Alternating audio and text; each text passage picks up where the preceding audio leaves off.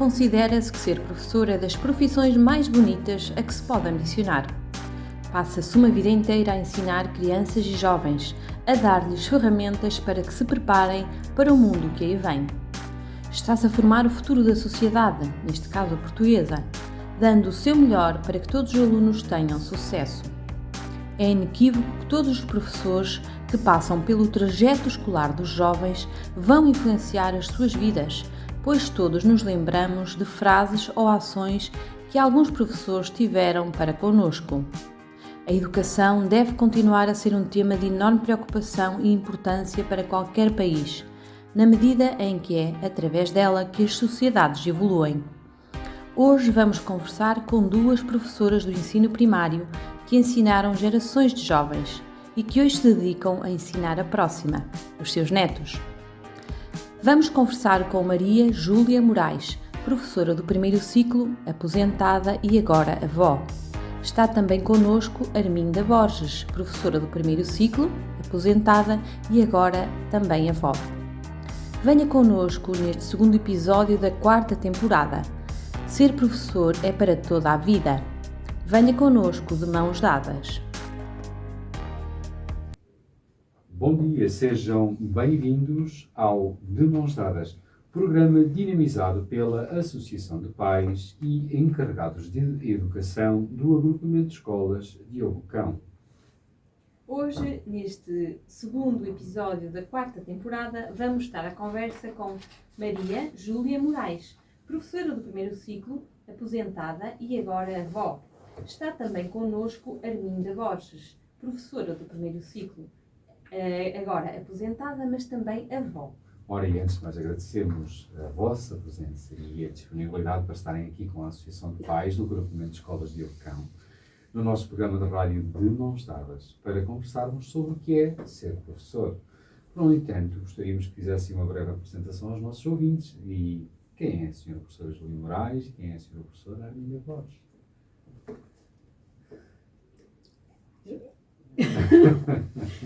Eu sou a Júlia Moraes, já estou aposentada há 20 anos. Dei aulas em Abancos, as últimas aulas que foram foi em Abancos. Muito bem, professora Arminda. Arminda Botelho Borges, professora de primeiro ciclo, aposentada desde 2005. Eu sou natural residente em Vila Real, trabalhei sempre aqui na zona, graças a Deus. Muito bem. Muito bem. Vamos agora regressar um bocadinho lá atrás, a quando desta escolha da vossa profissão, e nós gostávamos de saber e que partilhassem com os nossos ouvintes como e quando é que sentiram que ser professora era a vossa vocação. Quem começa? Isso eu? Sim. Bom, eu penso que desde miúda tive assim uma tendência, e lembro-me, não sei se posso dizer, não é? Que sentava-me na casa de banho, arranjava uma vara, e enquanto lá estava, eu dizia a tabuada, provavelmente era a maneira de estudar, e era, olha lá tu, e portanto, tive sempre assim uma tendênciazita para isso. Houve uma altura que eu pensei, gostaria de ser, imaginem, hospedeira, porque se falavam muitas línguas e mais não sei o quê, mas também era em miúda. Pronto, com o passar dos tempos, senti essa vocação. A minha ideia, inicialmente no liceu, era seguir germânicas, pensando também via ensino, portanto, professora de inglês e não sei o quê, mas o que havia cá em Vila Real era a Escola de Magistério Primário e era a saída mais viável para quem vivia aqui e que não tinha grandes recursos, certo? Pronto, e por isso também, por vocação sim, por gostar, mas também foi a saída mais viável naquela altura. Sempre pensar que depois vou fazer e depois vou acontecer, mas a gente depois começa a trabalhar, começa a ganhar dinheiro, depois começa a namorar e depois casa-se e mais não sei o quê e pronto, e está tudo muito bem. Até tenho uma compensação. Não fiz germânicas, não segui línguas, mas foi o curso que o meu filho mais tarde fez. E por coincidência é hospedeiro de bordo. Por coincidência, não foi qualquer tipo de influência da minha parte, acreditem que não. Pronto, ele abriu aqui o curso de línguas estrangeiras, ele e a minha nora candidataram-se, foi o curso que tiraram, e depois, por opção de trabalho e oportunidades, acabaram por ir para o estrangeiro e foi isso. É genético? Não.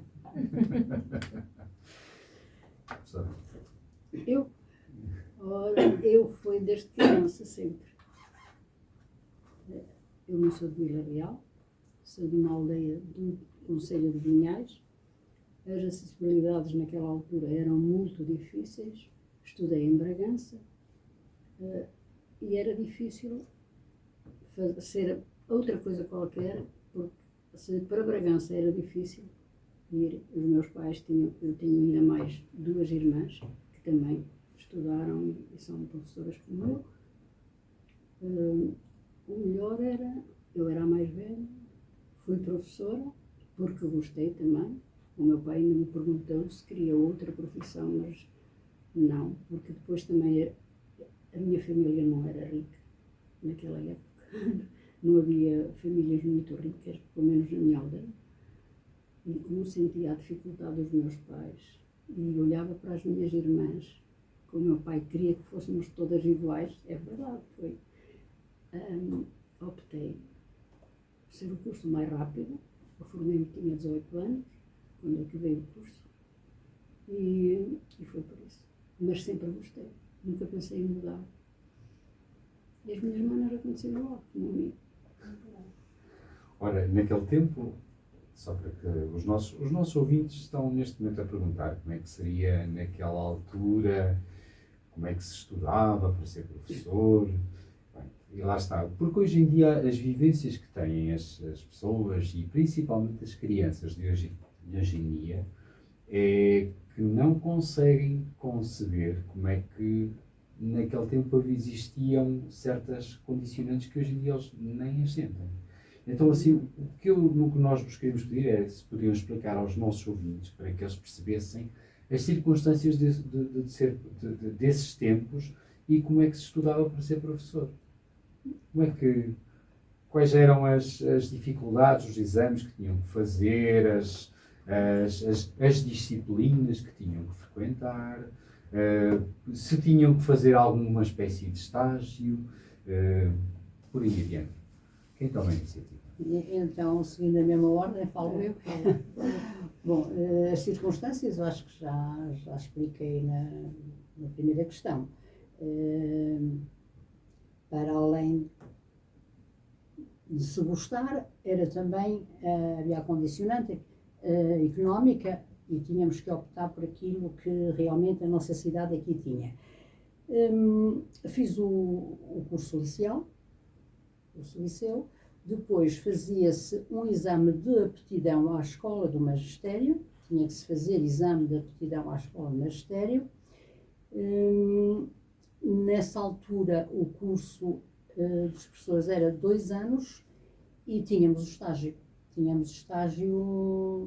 com várias, passávamos por várias escolas, até uma altura, portanto, primeiro como assistentes, outros colegas, nós começávamos o estágio no primeiro ano, já da escola de magistério, como assistentes a ver as aulas que davam as colegas do segundo, e depois, quando chegávamos ao segundo, já tínhamos que lecionar nós.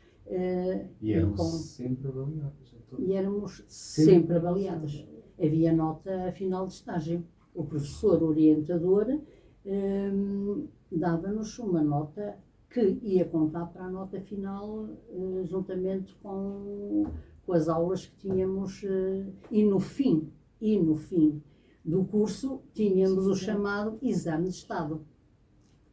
Pois é, está a regalar os olhos. Pois era assim, nós tínhamos o exame de admissão ao magistério e no final dos exames tínhamos o exame de Estado, que tinha a parte teórica, tinha uma parte prática que nós tínhamos que dar, era-nos sorteado um tema e um ano que iríamos ter pela frente, preparar a aula, preparar isso tudo, tínhamos que dar aulas na frente de um júri e depois íamos ouvir a avaliação, as críticas, digamos assim, porque a avaliação final só ia. E também outra coisa que era muito engraçada na altura, as notas não eram assim, não nos era dada a nota com que inicialmente a gente até teria a média para sair, porque depois as notas médias iam para Lisboa e aí havia aqueles números cláusulos, né, que se chamam,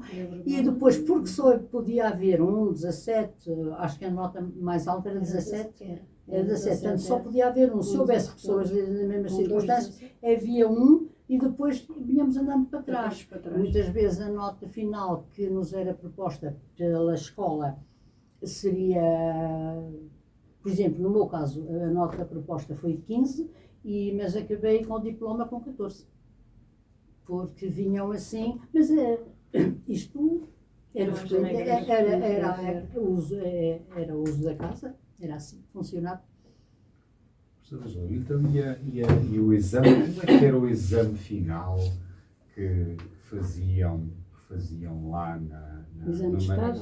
Sim, Exame de Estado? o exame de Estado, em que é que consistia? O exame de Estado havia a parte escrita, que era de Psicologia, Didática A, Didática B, Pedagogia e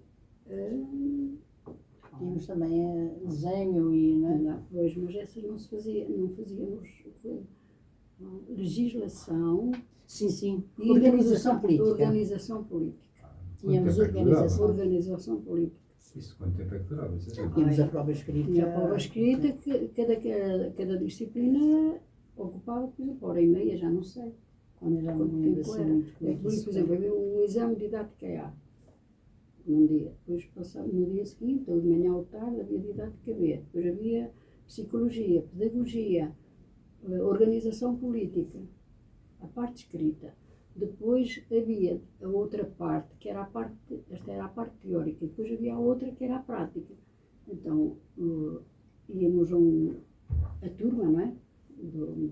Ia um cestinho, tirava um papelinho que lá estava, abria e estava lá a aula e o ano que eu tinha que dar. Portanto, naquela altura eu tinha que fazer o plano pedagógico para aquela aula, tinha que pensar bem.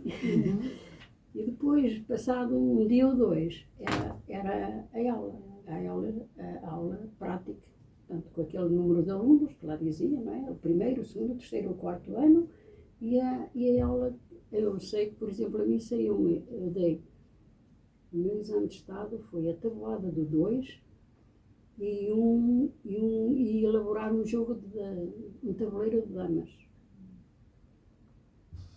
Para fazer na aula com os meninos, não é? Para fazer na aula com os meninos, era a tabuada do 2 e depois elaborar o tabuleiro de damas. Portanto, foi essa. Depois disso, saía a nota da escrita, da didática A, didática B, Psicologia, Pedagogia, essa história toda, saía a nota. E depois saía a nota do exame de Estado. Portanto, e as críticas, pronto. Depois havia essa avaliação. E a nota com que saíam depois do magistério era a nota que depois utilizavam para concorrer. Exatamente. Sim. A nota ia depois, como disse ali a professora Arminda, ia a Lisboa e depois lá normalmente baixava sempre. A média era feita também tinha com uma a média nota. de 16, quase 17, e Exato. saí com 15. É isso. Pronto. Cláusulas. Mas no meu ano, por causa dos números cláusulas, no meu ano houve 2 17. Automaticamente, todos os outros Tinham que tinham ir que mais vir tudo para baixo.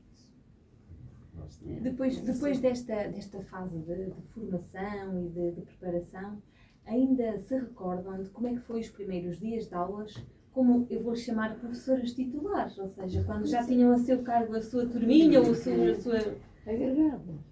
É assim que Primeiro se chama, ano, era agregada. agregada, Ok, que era obrigada. no início. Certo. No início éramos Como é que foram essas primeiras Quando aulas? saímos, a gente. Que idade é que tinham? Desculpa lá. Desculpa. Que idade tinham? Eu tinha feito 19. E eu 19. tinha feito 19.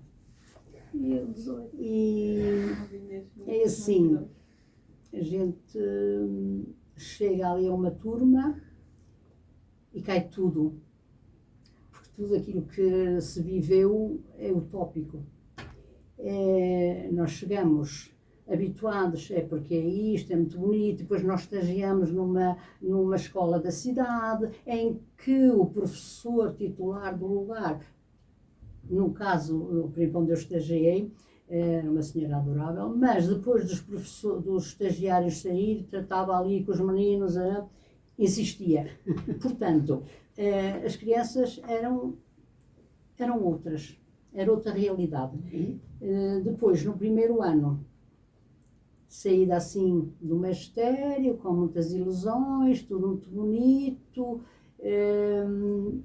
chegaram uma turma com 40, minha primeira turma tinha 42 alunos, os 4 anos, as chamadas 4 classes, era engraçado porque eram só meninas, porque ainda havia a escola, até havia a professora que tinha a parte masculina, isto numa aldeia, perto de umas minas, e na região do Douro. Problemas de alcoolismo e uma série de coisas. E nós vemos-nos ali com 40 e não sei quantas crianças, vários problemas. Enfim, há que lutar, há que às vezes desesperar, mas não parar. E vai-se para a frente, mas é completamente diferente. Caímos na realidade, isto era tudo demagogia, digamos assim, porque é difícil. Mas pronto. Vai-se fazendo o caminho, não é? Mas assim, essas dificuldades, eu penso que essa adaptação que nós vamos ter que fazer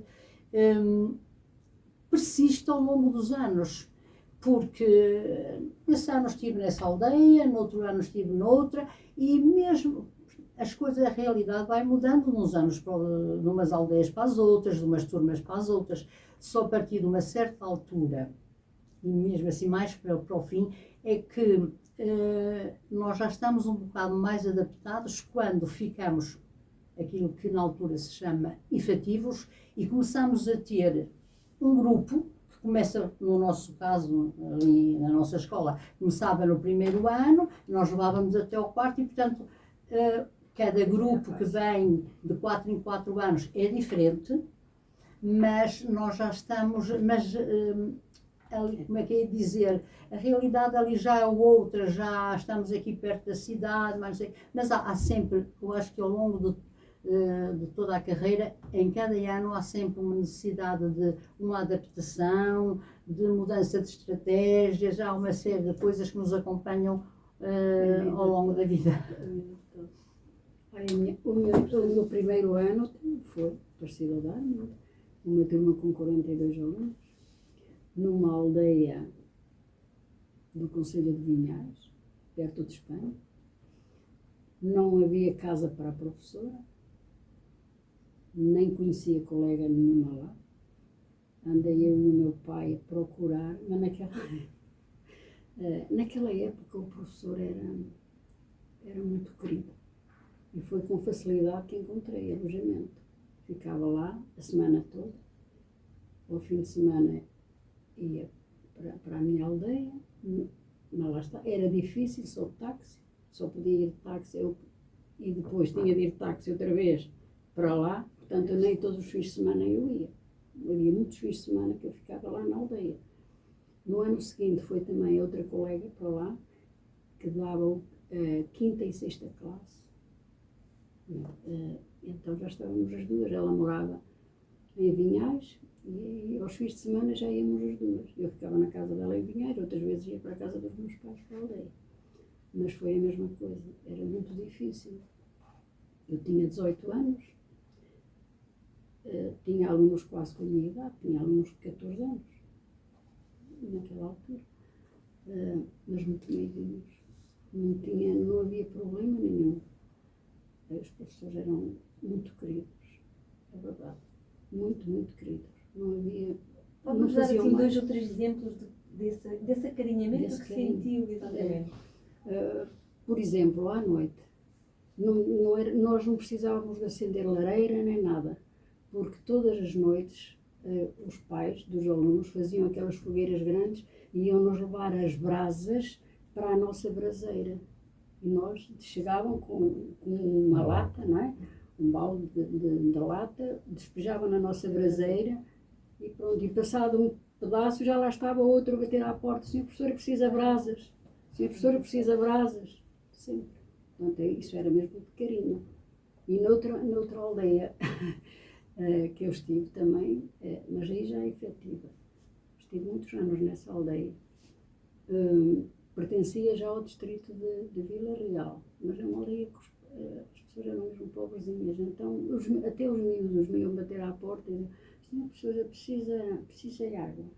Então tinha uma chaleira pequenina e lá iam eles à fundo, pequenitos, com 4 ou 5 anos, eu sei, outros ainda nem andavam na escola, e levavam-me a água porque eu dava sempre qualquer coisinha. E então, daqui a pouquinho já estava Outra vez já. Mas foi bom. Outros tempos bons. São tempos diferentes, os tempos vão mudando, não é? E a verdade é essa. Ora, lá está. E como é que eram os primeiros alunos e como é que eles foram mudando? Como é que foram os primeiros alunos que vocês tiveram e conforme foram avançando na vossa carreira de professoras, como é que eles foram mudando aquilo que vocês notaram que em relação quando vocês começaram a trabalhar e depois, quando terminaram, quais seriam as principais diferenças que vocês deram conta nos alunos, principalmente? Bom, isso Será? está à vista de qualquer um, não é? Nos dias que correm. Nos dias que correm nem tem comparação. Eu comecei a trabalhar em 1972 e, portanto, a vida era outra, as vivências eram outras e as necessidades a todos os níveis das crianças e dos pais, dos agregados familiares, eram outras. Portanto, eram mais humildes. Não digo que não houvesse sempre, às vezes um ou outro que fosse assim mais refilão, mesmo a nível de pais ou assim, mas não. Naquele tempo também estávamos, na época que estávamos, não é? Eram mais humildes, acatavam melhor aquilo que se dizia, eram capazes de estar assim. Repare, por exemplo, para trabalhar com 4 anos diferentes, era necessário que houvesse uma certa disciplina dentro de cada grupo, de cada ano, porque para nós podermos dar uma aula direta a um ano, os outros tinham que estar ocupados, mas saber estarem sossegados. Ultimamente, só com um grupo, num ano só, valha-me Deus, às vezes não é, eles não estão sossegados, não deixam, até deixam muito bem darem aula se for preciso.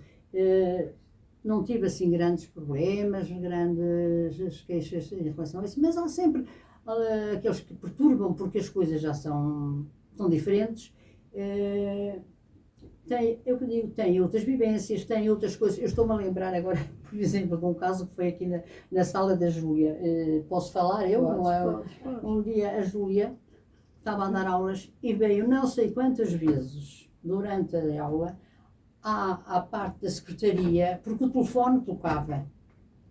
E ela chegava lá e o telefone desligava-se. Portanto, ela queria contar isto, mas se calhar não se ia lembrar. Não me lembro. Ela tornava a chegar à sala, passava um bocadinho o telefone, tocava. E o que é que se passava? Era um menino que já tinha telemóvel e que resolvia marcar o número do telefone. tão simples quanto isso, até que ela depois descobriu e disse, opa, está cá o telefone e está quieto. Portanto, isto já foi aqui há mais de 20 anos, não é? Atrás.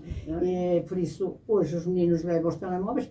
Espero que isto não sirva a dizer para ninguém que não se ponham a telefonar para o número de professor, não é? Mas as coisas evoluíram, mas às vezes também passámos do 880, aquilo era assim um bocadinho.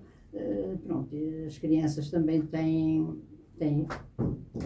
outras prioridades, já têm outras vidas e, portanto, têm mais com que se entreter.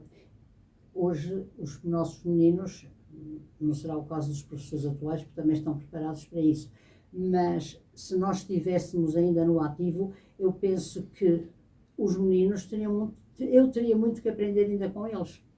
Enquanto que, noutros tempos, também havia aquela troca e aprende-se sempre qualquer coisa, mas acho que não havia aquela transferência tão grande. Hoje, eles ensinavam-me de certeza absoluta muita coisa, porque lá com as novas tecnologias, não quero dizer que os meus colegas atuais não façam isso, que estejam sujeitos a isso, porque já estão preparados com outras coisas que nós não tivemos há uns anos.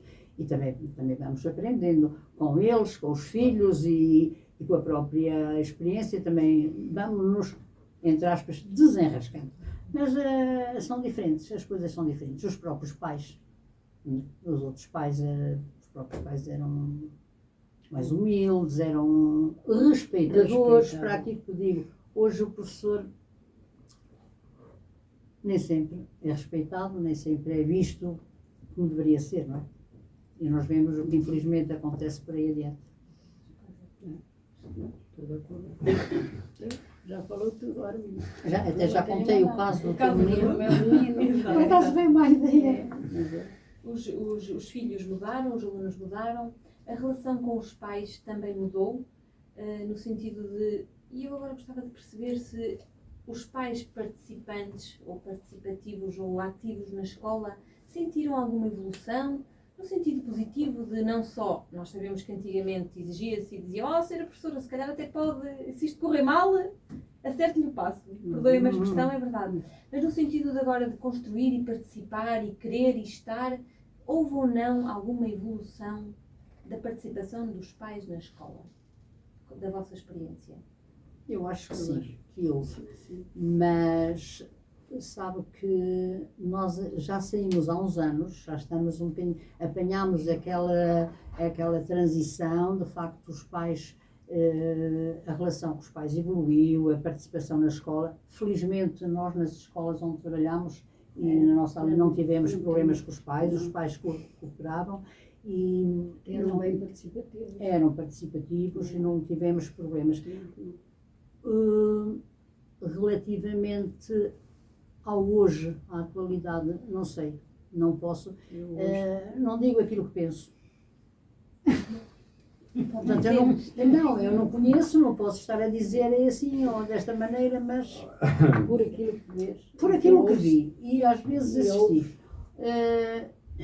Eu vi o meu filho andou no liceu também, numa altura qualquer. Portanto, eu ia assistindo que havia pais que queriam era dificultar a vida, porque lá está, os meninos chegavam a casa e dizem que é assim e o pai não vai saber. O pai chega lá, alguma cena, isto não tem nada à proposta da nossa escola, mas enfim, um dia qualquer que eu fui saber a avaliação com a diretora de turma e ela lá esteve a falar, disse-me que não é, que o meu filho também gostava, era brincalhão e assim, mas que se portava bem, porque foi uma coisa que eu sempre perguntei, como é que o aproveitamento, como é que era o comportamento dele. Interessou-me sempre muito mais como é que ele se comportava, porque o aproveitamento, eu via, tinha em casa, tinha os testes, portanto, por aí eu já sabia como é que estava. Eu queria saber como é que ele, porque isso, faltas de educação, eu não admitia. E é isso, eu hoje não poderia estar a lecionar. Ia ser eu não ia estar a dizer isto aqui, não é? Mas ia ser muito complicado. Eu ia ter que pedir a aposentação compulsiva. É muito complicado. Coisas que Não, a sério, é isso. Então- E houve então, nessa altura, a professora disse-me: a senhora não foi das que assinou. Eu digo assim: assinei o quê? Ah, não, é que tinha havido um problema qualquer lá e o professor, um professor que foi substituir disse qualquer coisa, não sei qual foi o termo, já não me lembro. Uma menina foi para casa e ai meu Deus, que aquilo deu, foram para a aula, para a escola, obrigaram o professor a desdizer, a retratar-se, a pedir desculpa publicamente, mas não sei o que, uma coisa. E depois, agora aqui, muito honestamente, o que ainda mais me incomodou é que a professora disse-me: olha, conhece fulana, ela, a sua colega, foi a que estava à cabeça disso. E eu disse: pá, professores. Pronto, mas isto foi uma parte, esta parte depois cortem. Foi. Não, Lá esta está. parte depois cortem. Lá está. E agora, indo de encontro, já que lançaram uma perspectiva sobre essa parte, eu quero que vocês agora destaquem a maior e melhor mudança alcançada ao longo destes anos em que estiveram no ensino. Qual é que vocês acham que foi aquela maior e melhor mudança que vocês deram conta que houve? Maior e melhor. Maior e melhor. Sim. Que deram conta. Agora falas tu que eu já me sei melhor. Olha, agora a maior e melhor mudança do ensino. Não, desde o tempo que vocês deram, desde o tempo que vocês começaram a dar aulas. Até agora. Até agora não, Na situação até que tenha continuar. melhorado, ou nas condições, ou Sim, sim, sim, sim, exatamente, sim, ou nos sim. meios. Sim, Não, sim. eles melhoraram muito. Olha, eu para ir, eu tinha que alugar táxi. Aliás, fui para uma aldeia do distrito de Vila Real, mais próxima de Bragança que de Vila Real. E eu, para ir receber o meu vencimento, tinha que ir de táxi. Mas o problema é que, por qualquer carro, não ia lá tudo. Só de jeep. Só de jeep, é isso mesmo. Era um lamaçal tão grande que os carros não conseguiam entrar na aldeia. Eu tive que passar uma procuração a um senhor que ia lá de vez em quando, à vila, a Valpassos, para me levantar o ordenado. Tu não passaste por isso, para não? Não. Tu trabalhavas sempre Não, na cidade. eu tenho Tu trabalhaste aqui na cidade. Repara, Eu andei sempre na mesma por muitas cidade. aldeias, por muitas, quer dizer, olha, eu no Conselho de Vinhais só estive em Tuizela. Depois efetivei-me no distrito de Vila Real, em Valpassos. E depois, ainda estive em Mirandela também. E depois vim para aqui. A primeira escola daqui mais próxima foi Pedras Salgadas. Pronto, e depois é que fiquei ali. Eu, nesse aspecto, fui privilegiada. Tu foste. Trabalhei sempre aqui à volta. Nunca fiquei em aldeia nenhuma, todos os dias vim ficar a casa. Pois. Mas tenho uma irmã, mais velha do que eu, também é professora, e estás a dizer da cidade, ela é da cidade como eu, Pois. mas passou Outro em algumas aldeias, portanto é assim, ela é mais velha do que eu e tem mais 11 anos de serviço do que eu, é mais velha um bocadinho, mas ainda passou por aldeias onde tinha que ficar, tinha que levar o pão para a semana toda, como tu disseste há bocadinho, e essas coisas, não é? Pois, também. Pronto, até determinada altura, porque depois de facto efetivou-se aqui também na zona, mas eu felizmente não acho que a escola onde eu trabalhei, que ficava mais longe da minha casa, foi efetivamente a primeira aldeia onde dei aulas, mas que pertencia ao Concelho de Sabrosa. E agora, ao dizer isto, já estou a dizer qual era a zona onde estive, porque falei há bocado nas medidas, né? Que na altura ainda estavam em funcionamento. E foi a aldeia mais longe onde eu estive, mas que eu ia de manhã e vinha de tarde, porque a minha irmã também estava a trabalhar ali na zona, íamos as duas, ela ia-me levar à minha escola e eu vim. E, de facto, trabalhei 5 anos como na altura se dizia agregada, e ao fim de 5 anos efetivei e de facto estive sempre por aqui, estive sempre aqui à volta. Eu procurei sempre efetivar-me ou dar escola perto dos meus pais. Sim. Para poder ajudar. Né? Tinha 2 irmãs ainda a estudar, tinha que os ajudar. Então era isso. Fiquei sempre próxima da aldeia, da minha. Muito bem. Da vossa experiência, da vossa vivência, que foi muita e diversificada, há algum episódio, alguma situação que vos tenha ficado pela positiva ou pela negativa, dentro assim da vossa memória ou do vosso coração? Alguma situação assim que queiram e possam partilhar connosco?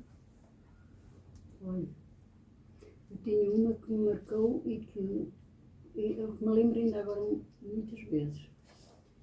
Nessa aldeia do Conselho de Valpassos, eu tinha alunas, 2 alunas, uma com 9 anos, outra com 7.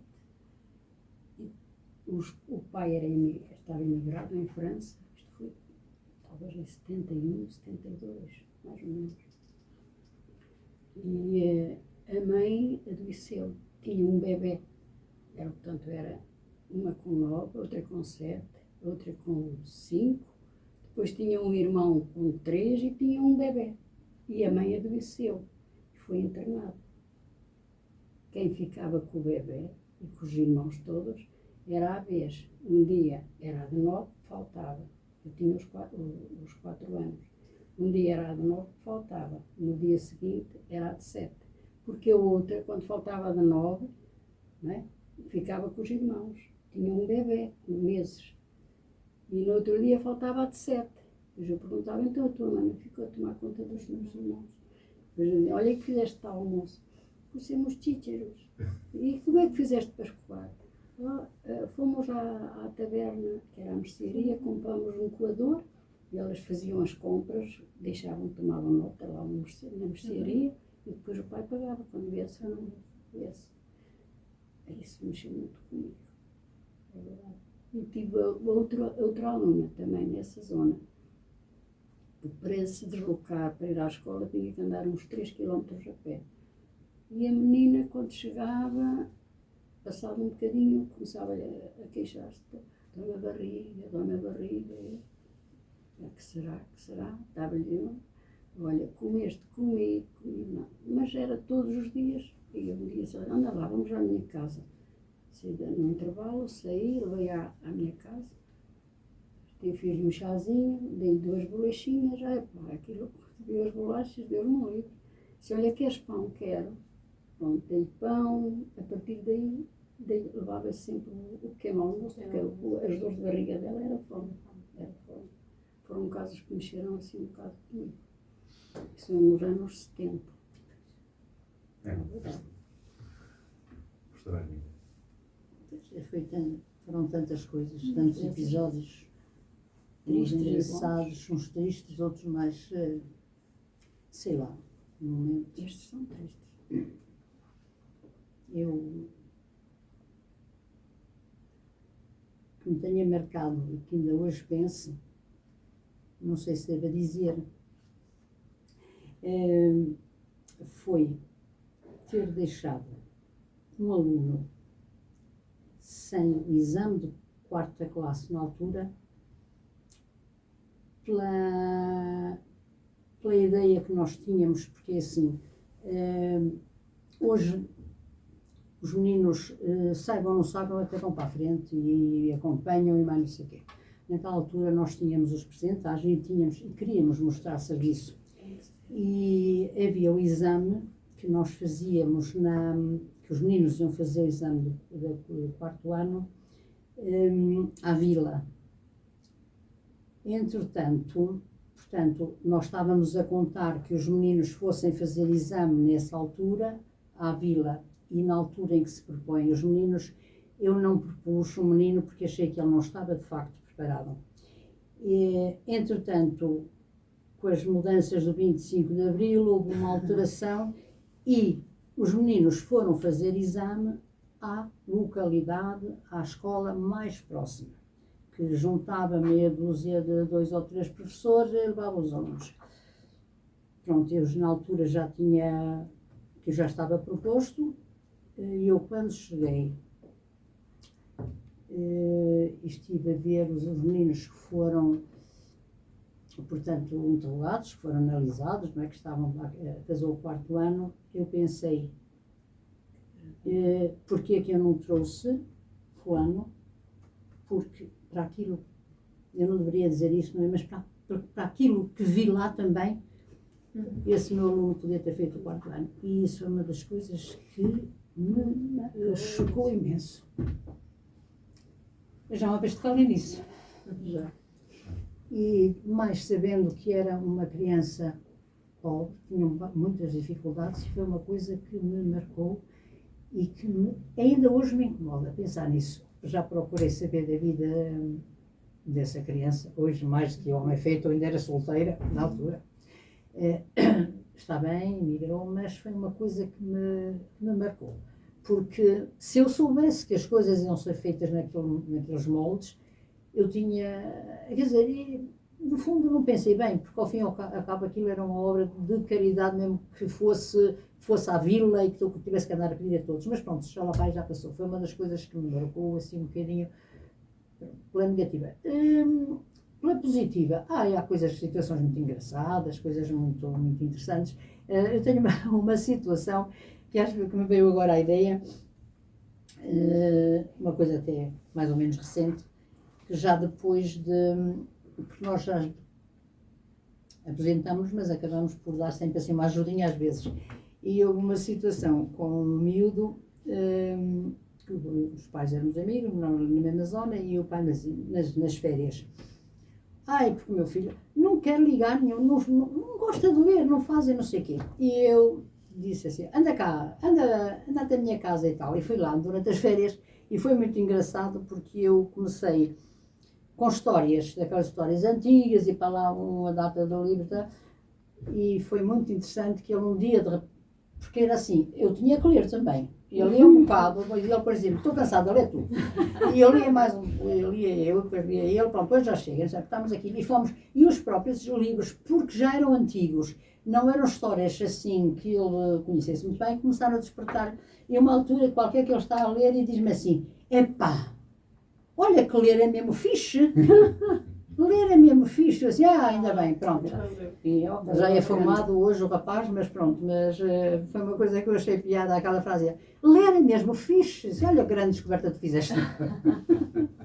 E pronto, são coisas, situações que... Estamos já a aproximar rapidamente do final da entrevista, como vem isto aqui o tempo voa. É como vos digo. Professoras, como é que foi o último dia de aulas oficial? E depois de se terem aposentado, o que é que sentem mais falta dos vossos dias de ensino? Contem lá. Aqui aos nossos ouvintes e a nós. O que é que sentem mais falta? Sabe que, não sei se já deram conta, conversar comigo não é assim lá muito recomendável. Olha, eu quando me aposentei, foi muito engraçado.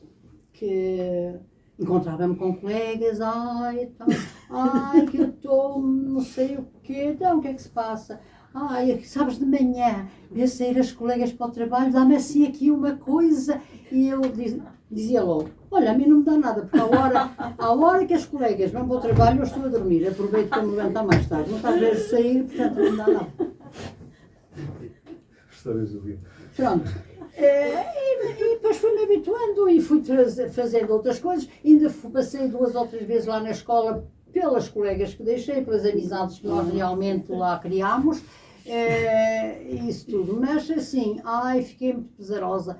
É assim, eu enquanto lá estive, procurei dar o meu melhor. Fiz o que pude, o que sabia, se calhar até o que não sabia, procurei fazer tudo. Agora depois, umas saudades tão grandes ao ver ir as outras. Eu confesso, eu nem acreditei que me pude começar a pôr a petarda. E portanto, quando elas saíam, aliás, eu também ali nas minhas traseiras, ali à minha volta, também não via quem saía para trabalhar. Era o que me faltava agora, eu levantar-me para a varanda a ver quem vai trabalhar. Eu quero lá bem saber, eu já fui, já vim, já passou, portanto, muito bem, não senti assim aquela aflição, não. E depois também tive outra coisa. A minha aposentação chegou em setembro, e passado 2 semanas, o senhor padre da freguesia, olha, minha irmã, eu quero ver se venha, precisava de si, já sei que se aposentou, preciso de si para dar catequese. E eu disse, mas eu não sei, eu posso vir ajudar. Uma senhora que andou toda a vida com crianças, precisa de ajuda, pega no primeiro ano. E lá fui eu também para uma experiência nova, que eu não sabia, se assim, que eu também vou ser uma catequista de primeira apanha.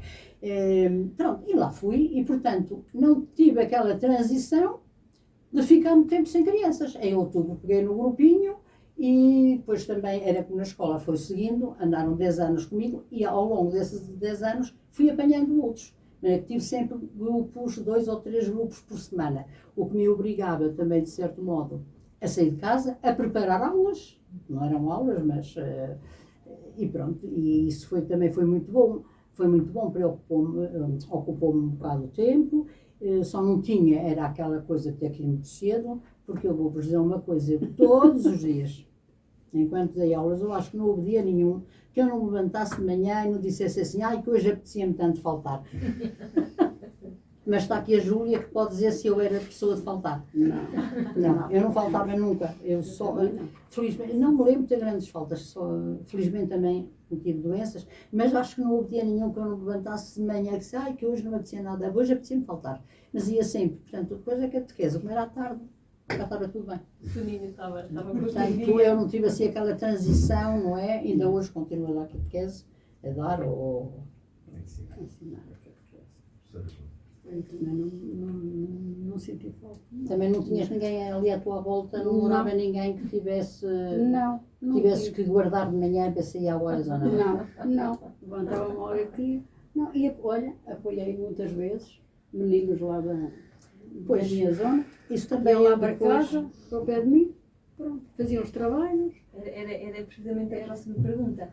Deixaram de ser professoras de ter uma turma, Sim. mas continuarem a ensinar. Sim, sim. Nem que mais não seja com os vossos netos. Agora é os netos. Como é que é essa relação Eu- agora? os meus netos vivem, as minhas netas vivem longe, portanto não têm assim um grande apoio da avó a nível escolar, mas também desde que me aposentei, perdão, ajudei muitas crianças que passaram, às vezes os pais diziam, tem dificuldade, eu disse, não tem dificuldade nenhuma, às vezes iam lá, até lhe digo mais, até já adultos lá passaram, alguns. Mas agora não, agora já há muito tempo que não faço nada. E eu agora ajudo os netos, naquilo que posso. Claro. Não. Ora, no quinto, sexto, sétimo, oitavo, já não tenho assim muita. Mas ainda dá um jeitinho. Agora A lembrar. vem a pergunta, estamos a aproximar muito rapidamente do final da entrevista e era aquilo que eu vos queria perguntar agora, era o que é que significa para as senhoras professoras ser professor?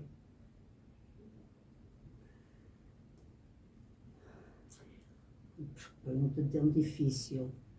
Mas quer saber o que significa ser professor ou ser professor aposentado? Professora. O que a vossa vivência, vocês tiveram uma vivência rica. E o que é que isso significa? Dessa vivência, o que é que significou para vocês ser professor? Foi muito bom. Foi muito bom mesmo.